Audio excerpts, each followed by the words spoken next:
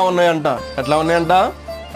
బంగారు కంటేను విస్తారమైన మేలిమి, బంగారు కంటేను కోరదగినవంట ఆయన మాటలు. ఆయన వాక్యము అంత గొప్ప క్వాలిటీ. మనుషుడు ఒక బంగారం కొనేటువంటి విషయంలో ఎట్లా పరిశోధన చేస్తాడో, అయ్యా ఇది మంచి బంగారమేనా, ఇది మేలైనటువంటి బంగారమేనా, 24 క్యారెట్లా లేకపోతే 22 క్యారెట్రా అని ఎలాగ పరిశోధన చేస్తాడు? షాప్కి వెళ్ళి ఏది పడితే అది కొనుక్కు తెచ్చుకుంటాడా? ఎలాంటి బంగారం కావాలంట? మేలైనటువంటి బంగారం కావాలంట. క్యారెట్స్ ఉంటాయి, దీనికి ఏముంటాయి? క్యారెట్స్ ఉంటాయి. ఉండవా?